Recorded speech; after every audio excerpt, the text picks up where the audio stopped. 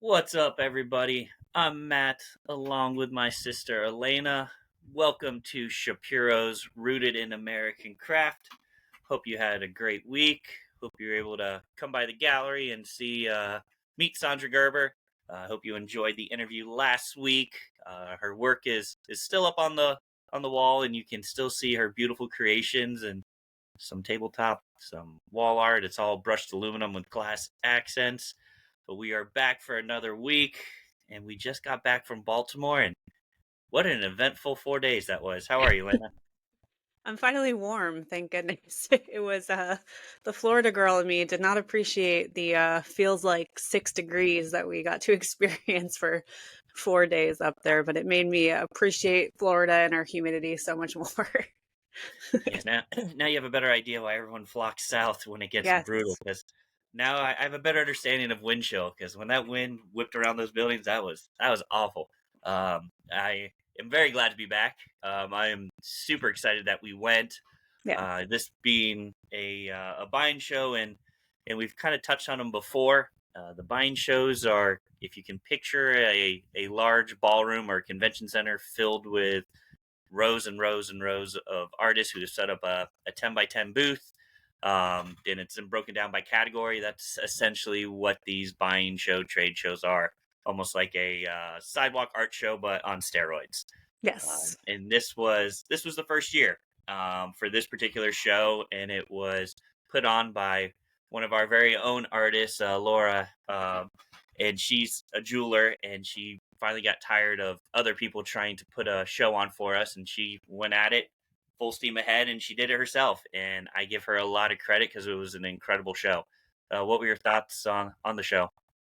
Yeah, I was pleasantly surprised. I really, because it was the first year, I sort of went in with minimal expectations. I wasn't exactly sure who was going to be there or how many were going to be there. And we wrote a ton of orders. We have a ton of new work coming in the next, few months and into the holidays. And it's people that had they not been there, and had I not been there, we would have not connected or found them. So that's always the goal, is to find new and exciting. And for me, it's always better to be able to actually meet the person too.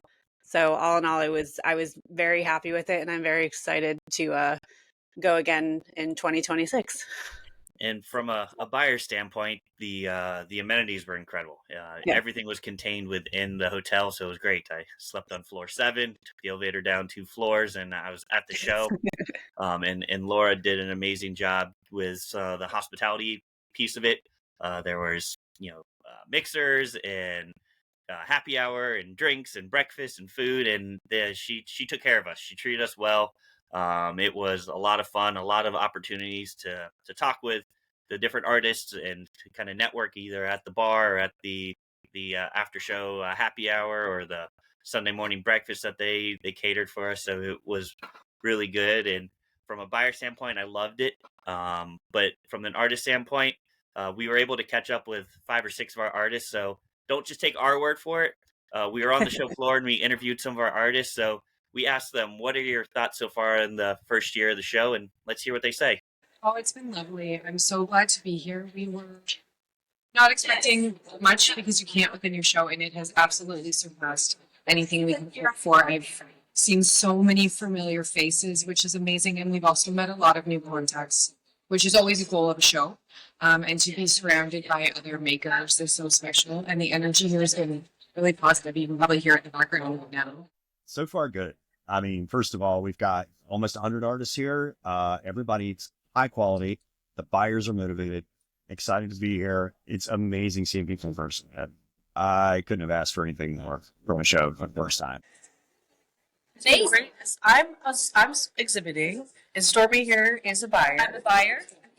I came all the way from Iowa to be here, and I've made a million new friends. It's been absolutely great, and I'm so excited to add some new jewelry to my store. Yes. So you've been having a good time shopping too, then, as well.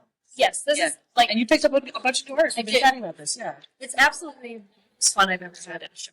And I also just wanted to add that one of the things that I noticed about this show was that there was really good energy. You could tell that the buyers that were there really wanted to be there and wanted the show to succeed. And the artists that were there, the same thing. They wanted to be there. They wanted the show to succeed. And it was nice to see. And it also just reaffirmed to me how important it is that we have a handmade show for buyers to go to. It's, as a whole, the craft movement is smaller than it used to be. And we all know that. And it kind of seems that over, I don't know, maybe 5-10 years, there seems to be almost this competition that I see brewing in the marketplace, and people are trying to go in too many directions. And this show sort of made me realize that everyone kind of needs to just, kumbaya and work together. The online marketplaces and the in-person show and the artists, instead of all trying to say like, only shop virtually or only shop in person or here's a no-show special. Why doesn't everybody just kind of join together, and you can do all of it and you can all coexist in this space without competing with each other. And I think instead of, trying to say one way is better than the other, coexist, do it together. And, you can't buy handmade just online because you don't know what you're buying. And, the reason that galleries work still and that there are retail establishments like us is because we have stories about these artists. And if we're never meeting each other and never reconnecting or speaking to each other face to face, it's not going to continue. So I really hope that everyone can almost see this show as like the first step to try to reconnect everybody, because a handmade show is very important. Absolutely. And I think you hit the nail on the head with the coexist. Everyone's in the business to be able to pay their bills and support themselves, but everyone has the same final goal. And there's 3 different lanes that everyone's in, but it's the big pictures. We're all trying to get to the end of the tunnel. So, I think this is a good start.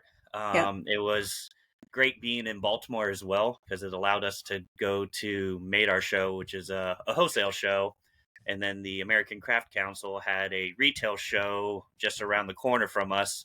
And a lot of those artists that go there will also wholesale as well. So I know those 2 entities are trying to figure out some way to coexist as well and kind of work together. And, there's no reason to fight. It's all about, let's just come to the common goal of promoting American made, handmade, and let's use our strengths that we each have to kind of keep growing.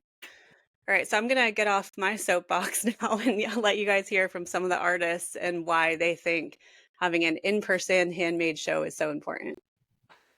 I think that there is a certain support system with buyers who are mindful of handmade product and people who are making, where there's just an understanding between you about the time it might take to craft an order, the importance of supporting small businesses and locally made products. And I think that when you bring people together in a handmade show, everybody has the same mindset, which is so special. And I think it's why everyone was so excited to hear that Laura had come up with bringing back in the main handmade show concept. And everyone has been so enthusiastic. I've talked to buyers who said we would never miss it because we said we would do this. And that's how a lot of us exhibitors felt. As soon as the email came, I thought, yep, I would like to do that.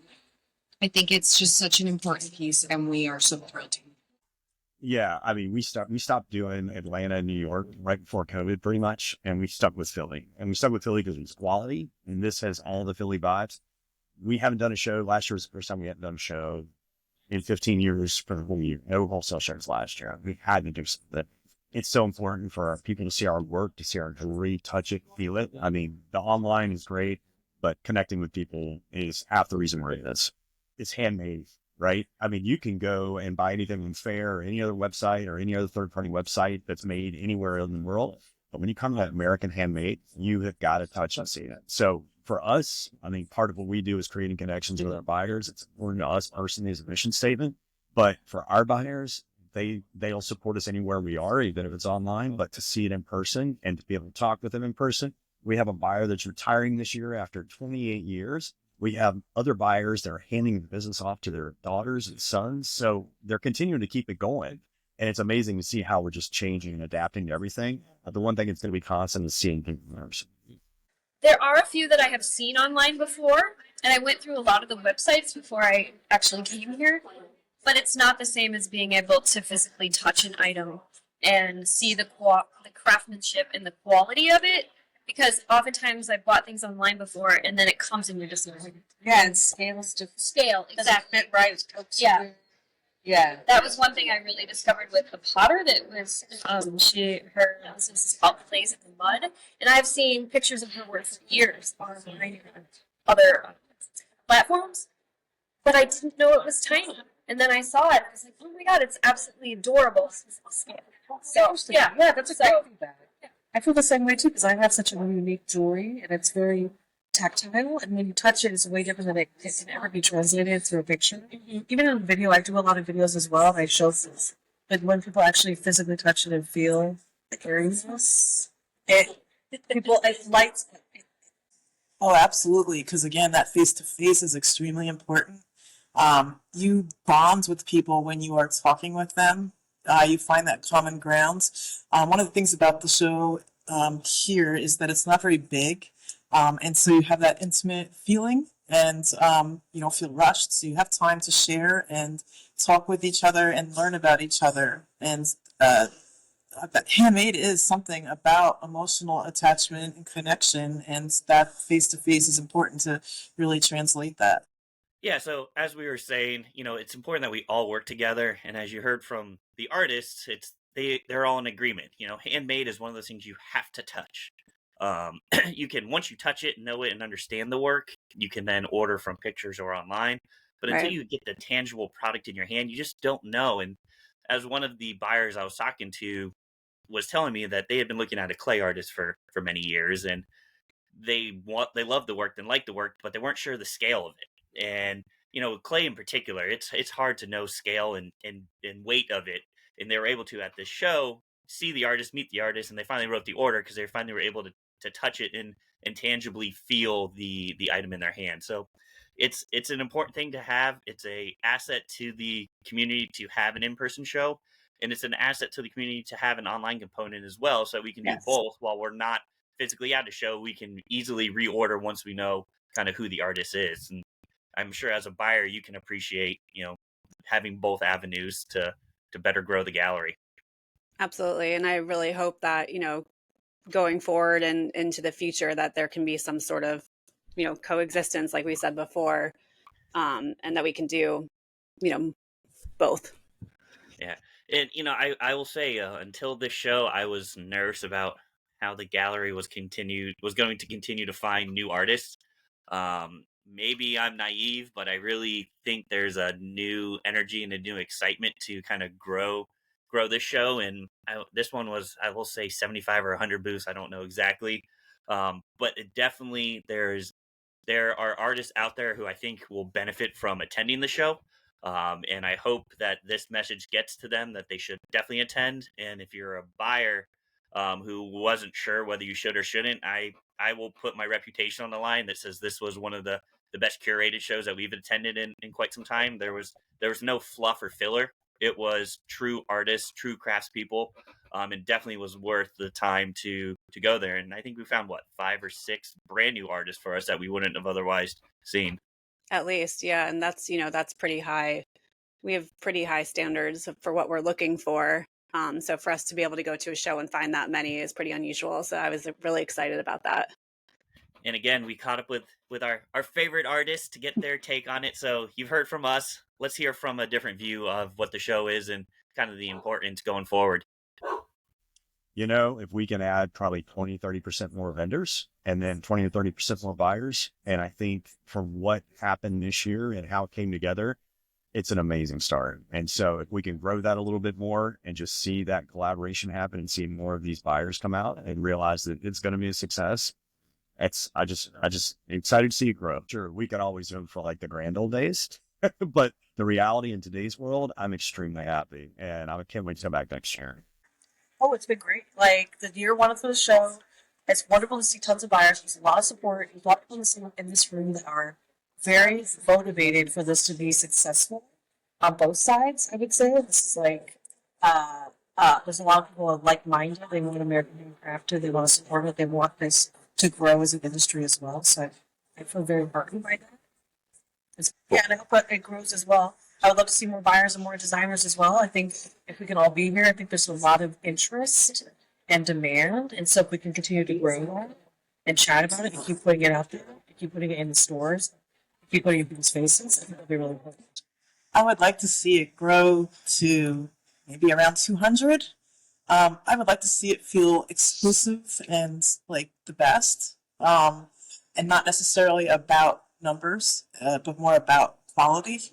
And I think that if a retailer is making a decision to come to a show like this, being small, think about the fact that you don't need to buy from 1,000 people. You're going to be more relaxed if you are coming to a smaller show and expecting the quality. You're going to find what you need just by having like the best of the best there and not having to go through all the other booths that make no sense to you that are mass produced. So seeing 100% handmade in one place and being able to connect with people on this level where you can learn their story and see their product and also see the quality for the first time if you've never seen it before is important. All right, so as you guys have seen, we're not in this alone. We're all feeling really optimistic. We're all working together to improve the industry, grow the industry, and will we get back to having shows that are 800 to 1,000 booths? I have no idea. Would it be nice? Absolutely, but I would almost, as a buyer, prefer a really pure, very curated 150 to 200 booth show over 800 any day, just because it allows me to walk the aisles and really see everything as opposed to having to rush through every single aisle to get to those artists that I know I want to see. Sometimes the ones you least expect to fall in love with, you do. I don't know what your view is on the size of the show being important. No, I mean, I think because it was a smaller show this go around, I really did take my time and get to, chat with a lot of people and see things that I would have maybe otherwise missed. So, would I have loved it to be 150? Sure, of course. You always want to see more, and maybe you can find even more. But for what it was great, and I was very excited about it. And I want to give a huge thank you to the artists that attended. I hope somehow this message gets to you. Everyone took a risk, but everyone knew going into it that in order for the industry to continue to grow, they all had to take the risk. And they all went in knowing that it could blow up in their face and they could lose a lot of money. And the passion and risk that they have shown and have taken, I can't say thank you enough, because without the artists, we don't have a gallery. And we're all in this together, and kind of how we started the show, that all the different entities within the craft media or the craft field, we all work together. It's no different between artists and galleries. So to all the artists that took the risk and tried it, thank you. I hope the show worked out for you. To Laura, I am forever thankful. We've had an awesome past, and we've had our ups and downs, but the show was put on without any hitches from the outside looking in. Behind the scenes, I don't know what took place, but she did an amazing job, and I give her a lot of credit for taking on the risk, and she did it all by herself. Year two, she probably will be asking people for some help. So for those that are listening, just get ready for an email or a phone call. I'm sure she's going to reach out, because we're all in this thing together. So thank you again to everyone and to the buyers that showed up. Without the buyers buying from the artists, it doesn't work either. So again, it's everything. We're all in this crazy thing together. So Big circle, big yes, circle. it's a big circle. So I hope that the buyers will come back. I hope that we can continue to grow the show. And my understanding is there's a year two in the plan. Is that what you're hearing? I think I saw Laura post that they're coming back in 2026. So that was great to hear. And the official name of the show is Made Our Show, correct? I believe so. Made Our Show. So if you're looking to get involved, we will definitely tag it on the description. So definitely head over to Spotify, YouTube, check out our Facebook or Instagram pages, and I'll make sure that we tag the show there. You can always find us on any of your podcast carriers. So thank you for subscribing and listening to us. Definitely go to our website, ShapiroGallery.com. We have a link to the podcast there. Follow us on the social medias, Shapiro Gallery, Shapiro's Gallery on Instagram and Facebook. And it's been a fun week. I'm exhausted. You're probably exhausted, but fortunately we've defrosted and we now have a show set up for the future. So this is exciting times for us. Yeah, absolutely. Plus, we have lots of fun things going on at the gallery, so it's just lots of good right now. So what is going on at the gallery? Well, right now we still have Sandra Gerber's work set up that we mentioned earlier. She was here this past weekend doing a little meet and greet with her and her husband. She does aluminum wall art and tabletop sculpture. So we have a really nice selection of her work right now. And then arriving either today or tomorrow is our next jewelry trunk show with Bora Jewelry. So he is sending down a huge selection of his work. So I'm very excited about that. So, excuse me, that should be set up by this weekend, if not sooner. And yeah, we have a lot of other shows lined up. So head on over to our website. I have everything listed with times and dates and who and what, and lots of fun stuff going on. So all good. Awesome. And thank you guys again for listening. Next week we might have a jeweler on. We're trying to schedule her. We have a couple different artists that we may or may not have on. So you'll have to tune in next week to find out who we're interviewing and who we're talking about. But again, thank you guys for all the support so far. I can't believe it's the end of February already, but we've kept our word and we've done these shows every week. And the gallery is looking great. So if you haven't been by the gallery, come on down. If you are only listening to us, if you head over to our YouTube page, you can see some videos of the trade show just to give you a better idea. We tried to describe it, but sometimes seeing is a lot easier.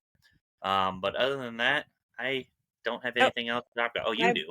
I have one more thing. So All if right. you're local in St. Pete, it is Grand Prix this weekend, which we all love. And just know that it is actually a really great weekend to come downtown to the gallery because there's usually a ton of parking. So if you want to see the Bora Jewelry Trunk Show, don't stay away this weekend. Come down. There's plenty of space. We are on the totally opposite part of the city from where the Grand Prix is. The track does not go by us. There's lots of parking. We're open normal hours. And if you're going to the race, come by before or after because we are here and the gallery is filled with beautiful things. Absolutely. Awesome. Well, if you're at the race, enjoy it. If you're not going to the race, come enjoy our art. It should be a gorgeous weekend. And then I guess until next week, we'll hopefully see you at the galleries. But you guys have an awesome week. Thank you again. Bye.